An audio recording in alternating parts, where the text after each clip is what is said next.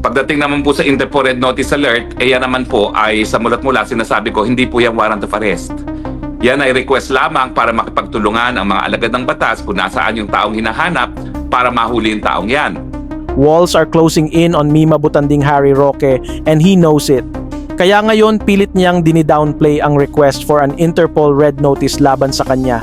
Umaasta siyang parabang inosente na parabang gawa-gawa lang ang mga kaso laban sa kanya. Na lahat ng witnesses ay peke at parabang sinusubukan lang daw siyang habulin ng DOJ kahit wala raw ebidensya laban sa kanya. So dalawa lang, isa lang po yan. Isa lang po yan na po pwedeng magpatupad.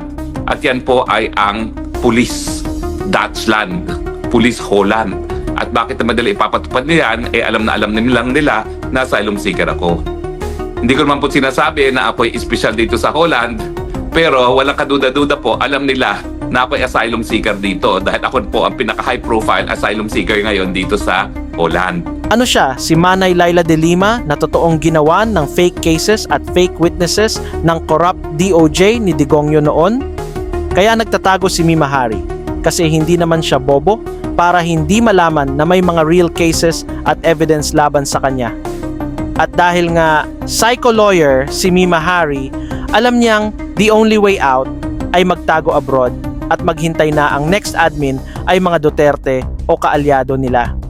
Yan ang dahilan kung bakit todo kiss-ass siya ngayon sa mga Duterte. So alam din nila kung bakit ako hinahabol ng gobyerno, no? Dahil ako talaga ay naging tapat kay Presidente Rodrigo Roa Duterte. Hindi po ako nagsisisi. Tapos ngayon sinasabi niyang hinahabol daw siya dahil tapat siya kay Digongyo? Baka murahin ka pa ng amo mong si Digongyo pag nagkaharap kayo, Mima Hari. Hanggang aking kamatayan, hindi ako nagsisisi sa pagiging tapat kay Presidente Rodrigo Roa Duterte dahil ako, tumatanaw po ako ng utang na loob na ako'y binigyan ng pagkakataon ni Tatay Digong na magsilbi sa bayan ng tapat at yan po ay aking ginawa. Uulitin ko po muli lahat ng aking ginawa. Dahil naniniwala ako na si Tatay Digong ang naging pinakamagaling na presidente sa kasaysayan ng Pilipinas. I will not apologize for it. I will not regret it. Pati nga si Sal Panelo, ang Chief Presidential Legal Counsel ni Digongyo, natatawa na lang sa mga kagunggungan ni Butanding Hari. And what advice would you also give Attorney Harry Roque? Umuwi na siya. Alam mo, ang problema kasi meron kang warrant of arrest. Ngayon, abogado ka. Alam mo naman na the burden of proof on cases filed against you is on the government. If it is true what you were saying, na you're innocent, o di ang lakas ng chance mo. Ang magiging problema mo dyan, kung mananatili ka sa Hague, ang perception ng tao, tama man o mali, natatakot ka kasi guilty ka. Yan ang magiging perception. Saka ang isa pa, mawalang galang na rin kasi pinanood ko siya dun sa mga congressional hearing. Ang naging basis, galing na mismo sa mga nagdidemanda sa kanya, mga nag-file. Yung mga contradictions niya ron, ang naging basis ng demanda sa kanya. Sinasabi niya, hindi siya abogado ng ganito. Pero lumalabas sa mga pananalita siya, abogado siya. Sabi niya, hindi siya may-ari ng ganito. Pero lumalabas sa mga sinabi niya rin, ang ganitong ginawa niya, lumalabas na siya may-ari.